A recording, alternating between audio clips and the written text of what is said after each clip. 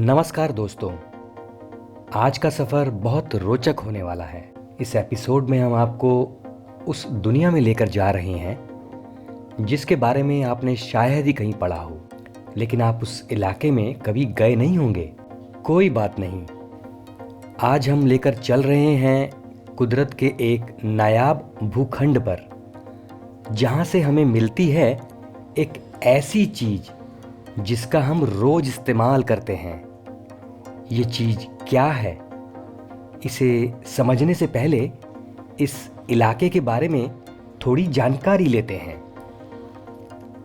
इस समय हम खड़े हैं गुजरात के कच्छ इलाके में। जी हाँ, आपने सही समझा, रन ऑफ कच्छ यानी कच्छ का रण। यह है छोटा रण। इस जानवर को पहचानते हैं आप? क्या कहा? जानते हैं? नहीं, आप पहचानने में गलती कर रहे हैं। ये वो नहीं है जो आप समझ रहे हैं। दरअसल ये है घुड़खर। घुड़खर यानी घोड़ा और गधे का मिश्रित रूप। इसे यहाँ घुड़खर कहते हैं। स्थानीय लोगों का कहना है कि ये गुजरात में कच्छ के रण में पाया जाने वाला एक अनोखा जानवर है। एक सर्वे के मुताबिक साल 2016 के अनुसार इसके लुप्त होने का खतरा मंडरा रहा है। घुड़खर की महत्ता को देखते हुए गुजरात के मुख्यमंत्री रहते हुए नरेंद्र मोदी ने इस इलाके को घुड़खर अभयारण्य घोषित कर दिया था।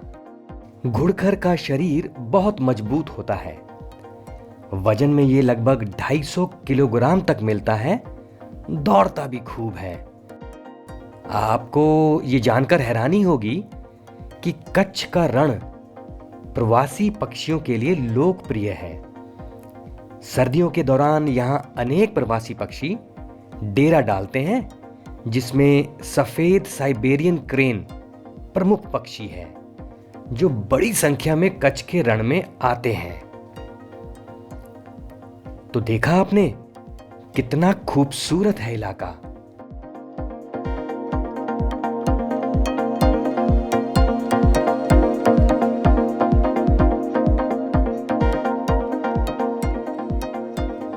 जाहिर तौर पर आप इसके बारे में जानना चाहेंगे कि हम आपको यहां क्यों लाए हैं जनाब।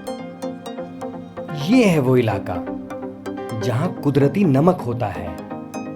समझ गए ना आप? मैंने पहले ही कहा था कि हम और आप रोज इसका इस्तेमाल करते हैं। वो है नमक। देखा आपने? ये है कुदरती नमक। ये बहुत बड़ा इलाका है। इसे नमक का रेगिस्तान भी कहा जाता है। ऐसा माना जाता है कि चांदी सा दिखाई देने वाला ये रण करीब 202 साल पहले आए भूकंप से नमक के समुद्र में तब्दील हुआ रेगिस्तान है। ये लगभग 23,300 वर्ग किलोमीटर में फैला हुआ है।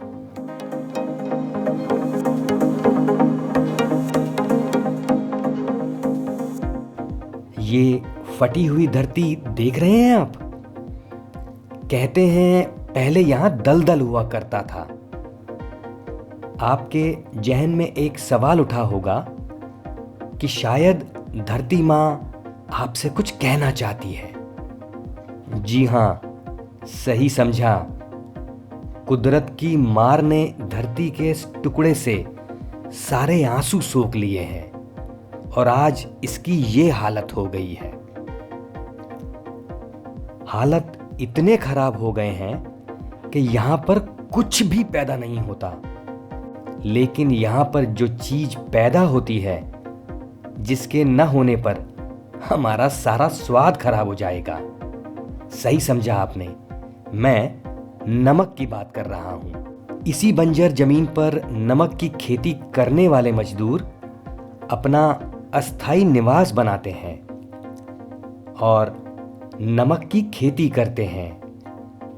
आइए जानते हैं वे कितनी मेहनत मशक्कत करके हम तक नमक पहुंचाते हैं। जी हाँ, ये है वो बोरवेल जहां से जरूरत के हिसाब से पानी निकालकर खेतों तक पानी पहुंचाया जाता है। इन्हें आप तालाब भी कह सकते हैं। नमक बनाने की प्रक्रिया बहुत लंबी होती है। करीब करीब 6 महीने बाद नमक तैयार होने की स्थिति में आता है। नमक की खेती करने वाले मजदूर 6 महीने अपनी पूरी फैमिली के साथ दिन रात यहीं पर मेहनत करते हैं। इनके हाथों पैरों में सूजन भी हो जाती है। तालाब नुमा खेत में नमक का पानी भाप बनकर उड़ जाता है। फिर इसको जेई या लकड़ी में एक पट्टा लगाकर इसको रोज पलट पलट किया जाता है ताकि नमक की बची खुची नमी भी सूख जाए। ये शुद्ध नमक माना जाता है क्योंकि ये प्राकृतिक रूप से तैयार होता है। जब पानी सूखता है तो शुरुआती दौर में सफेद रंग बहुत तेज चमकता हुआ नजर आता है। रात को चांद की रोशनी में यह पूरा क्षेत्र ऐसा नजर आता है मानो हम किसी दूसरे ग्रह में आ गए हों। इस तरह से हमारा नमक तैयार हो जाता है।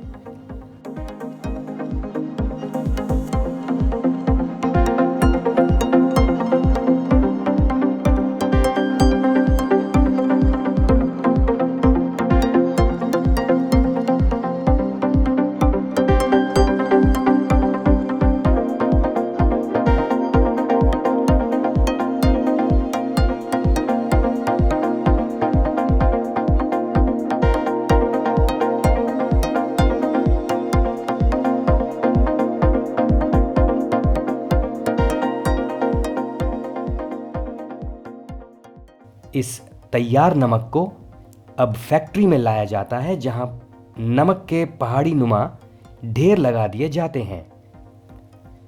नमक बनाने के लिए लाइसेंस लिया जाता है और जिसके पास लाइसेंस नहीं होता वो नमक तैयार नहीं कर सकता।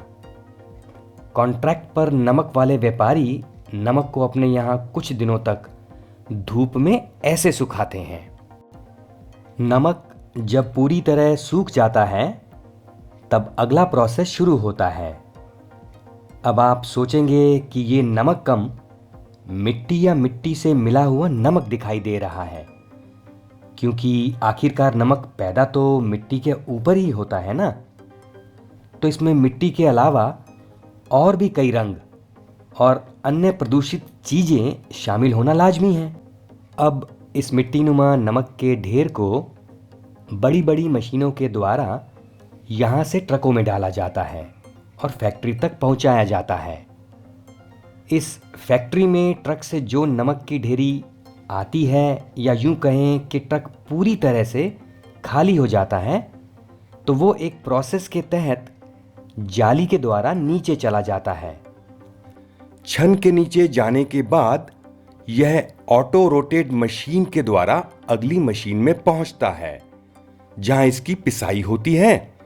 यहां इसका आयोडीन भी मापा जाता है कि नमक आयोडीन युक्त है या नहीं। ये नमक इस गैलरी के द्वारा आगे बढ़ता है तो फिर से यहां पर ऑटोमेटिक सिस्टम द्वारा नमक का आयोडीन मापा जाता है।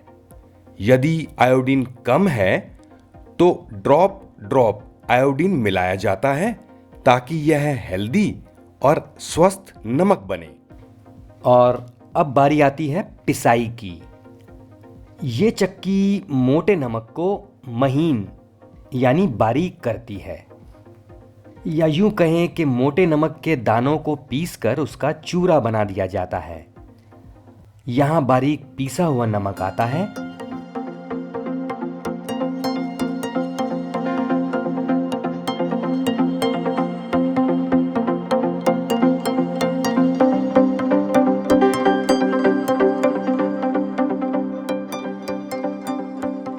और फिर ये बैग भरने के लिए तैयार हो जाता है।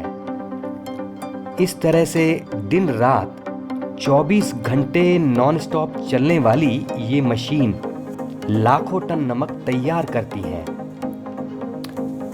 नमक को बैग में भरा जाता है। मजदूर तत्परता से अपने काम को अंजाम देते हैं।